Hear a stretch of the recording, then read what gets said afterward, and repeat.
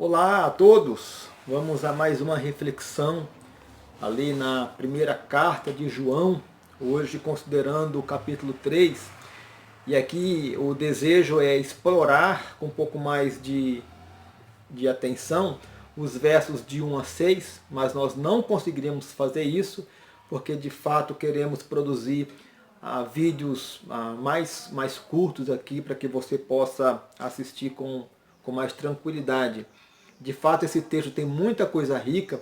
Ele já começa falando aqui, assim, vede que grande amor nos tem concedido o Pai, a ponto de sermos chamados filhos de Deus. De fato, uma grande bênção, algo que temos, essa adoção de filhos, que temos por meio imerecido, totalmente dependente da graça e do amor de Deus. E isso João está repetindo aqui novamente, lá no verso 2, Amados, agora somos filhos de Deus, e ainda não se manifestou o que haveremos de ser. Olha que interessante essa perspectiva de eternidade que João dá aqui. Ele fala de algo presente, agora somos filhos de Deus. Nós sabemos que somos filhos de Deus, mas ainda não se manifestou aquilo que haveremos de ser.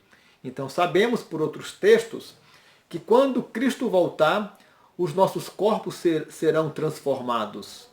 Não é? É isso que diz lá Tessalonicenses, Paulo em Tessalonicenses, que primeiro os mortos ressuscitarão, ganharão novos corpos, e nós, os que estivermos vivos na volta do Senhor, teremos os nossos corpos transformados, e aí é o momento em que Deus vai completar a obra de santificação e glorificação na nossa vida.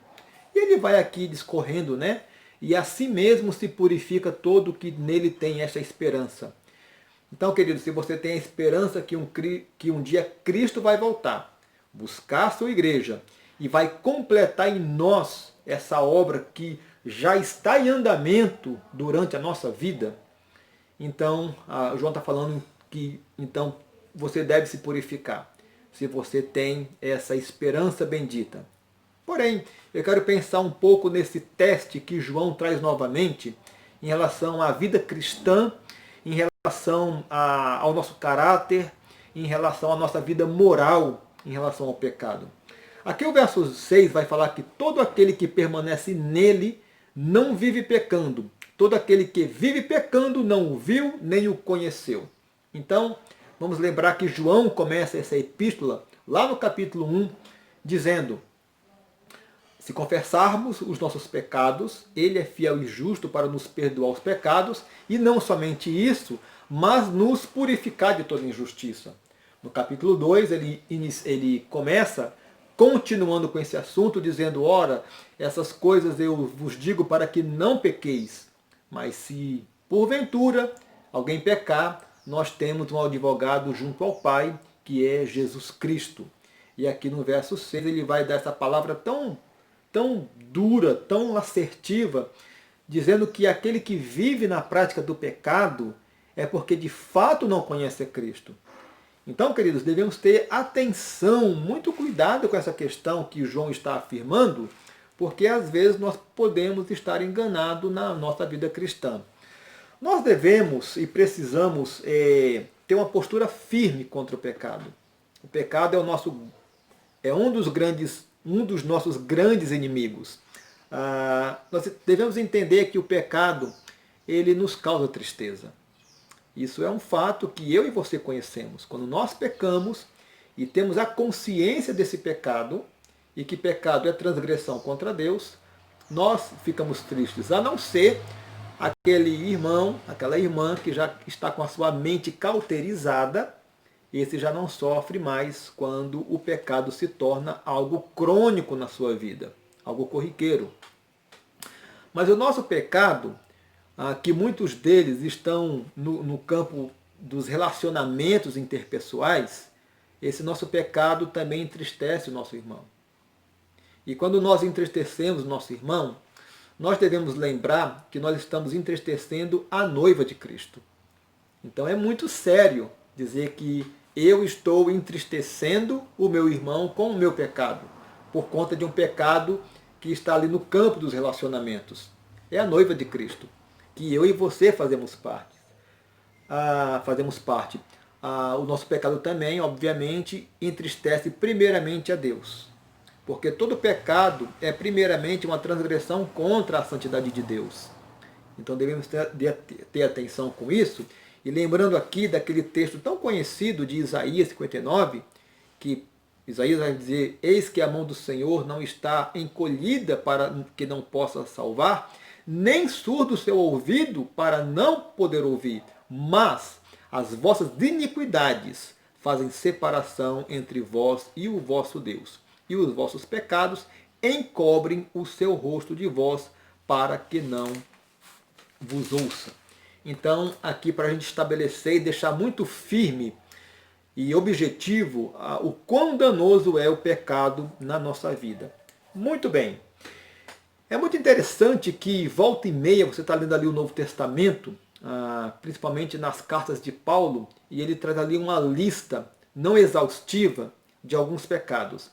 E aqui eu gostaria de lembrar aquela lista ali tão rica na carta de Paulo aos Gálatas, capítulo 5, versos 19 a 21, onde diz lá: ora, as obras da carne são conhecidas e são. Aí ele vai fazer uma lista ali bem interessante. Primeiro, prostituição, impureza, lascívia, idolatria, feitiçaria, inimizade, porfias, ciúmes, iras, discórdias, dissensões, facções, invejas, bebedices, glutonarias e coisas semelhantes a essas, Paulo vai dizer, sobre as quais eu já vos alertei, que não herdarão o reino de Deus o que tais coisas praticam. É interessante essa lista que Paulo então vai colocar aqui 4 grupos bem definidos, e você pode observar isso com facilidade. O primeiro grupo então diz respeito aos pecados ligados à vida moral, mas ali ligado com a questão da sensualidade da carne, né? Prostituição, impureza, lascívia. O segundo grupo ele vai falar dos pecados, de 2 pecados ligados mais a uma ordem espiritual, em que ele cita ali a idolatria e a feitiçaria. No último grupo, no quarto grupo, ele vai falar de 2 pecados ligados a coisas que fazemos nós mesmos, conosco mesmo, e tem a ver com coisas tão boas e que se tornam pecado muitas vezes, que é a bebedice e glutonaria, não é? Mas aqui eu quero chamar a atenção para o terceiro grupo, que tem 8 pecados. Essa lista tem 15 pecados, e dos 15 pecados, 8 pecados fazem parte do campo relacional. Veja aí: inimizade, porfias, ciúmes, iras, discórdias, dissensões, facções, invejas. Todos esses pecados que muitas vezes nós cometemos no seio da igreja, entre os irmãos, entre nós ali na comunidade de fé, na comunidade de pessoas que se dizem filhas de Deus, como João começa dizendo aqui nesse texto: vede que grande amor nos tem concedido o Pai, a ponto de sermos chamados filhos de Deus. No entanto, nessa comunidade de fé, nós muitas vezes estamos ali de uma forma crônica, alimentando e desenvolvendo esse tipo de pecado aqui, algum deles, a inimizade, a porfia, às vezes por questão de ciúmes, de iras, discórdias, dissensões. Criamos facções na igreja, algumas vezes, por conta de uma disputa de poder.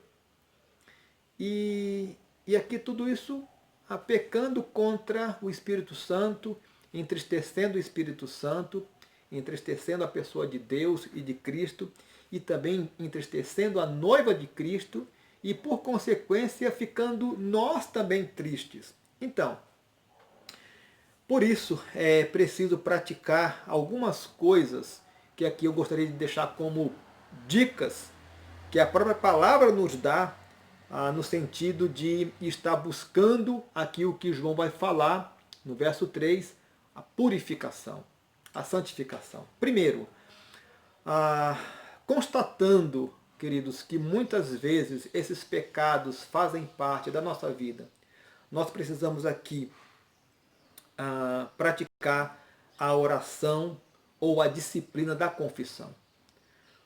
O pecado ele tem nome. O pecado ele não pode ser tratado de forma genérica. Quando eu oro assim, Pai, perdoa os meus pecados. Mas muitas e muitas vezes eu conheço o meu pecado e eu sei o nome dele. E aqui nessa lista de Paulo tem alguns nomes que possivelmente estão atuando na minha vida ou na sua vida no seio da igreja. Então eu preciso orar, que é uma disciplina espiritual, e um tipo de oração é oração de confissão. Oração não é somente um balcão de pedidos, mas a confessar a Deus nominalmente o meu pecado e pedir, Pai, me perdoa. Depois da oração da confissão, pensando em pecados relacionais, eu diria que um outro tipo de oração deve ser feita. É a oração de intercessão, onde eu intercedo a Deus pelo meu irmão, que porventura eu esteja tendo algum problema. E eu oro por ele. Eu peço que Deus abençoe não somente a minha vida e perdoe o meu pecado, mas que também abençoe e perdoe o pecado do meu irmão. Porque ele também precisa de confissão, precisa de perdão e de purificação. Então, o segundo passo aqui, eu diria, depois da confissão, é a intercessão. E o terceiro passo, que na verdade é o que vai permitir o primeiro e o segundo passo, é praticar a verdadeira submissão a Deus. Queridos, nós precisamos ser submissos à vontade de Deus. E a vontade de Deus é essa, que nós não vivamos na prática do pecado. João já falou que nós somos pecadores. E que se nós falarmos que não temos pecados, nós estamos mentindo e fazendo de Deus mentiroso. Mas a questão é que nós não devemos e não podemos viver na prática do pecado.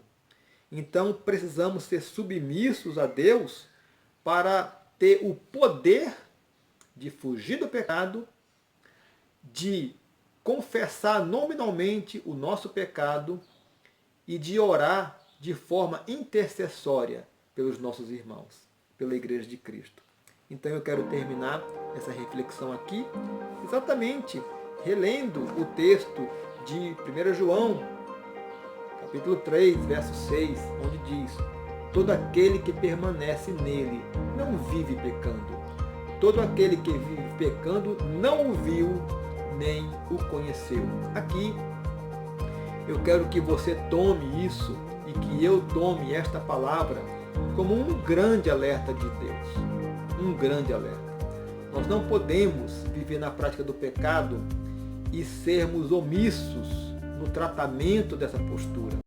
Nós precisamos de fato praticar ali, 1 João 1,9, confessar os nossos pecados para que Deus não somente nos perdoe, mas que também nos purifique de toda injustiça. Que essa de fato seja a nossa postura, a nossa maneira de viver, para que Deus seja glorificado e para que a igreja seja purificada para a honra e para a glória do nosso Deus.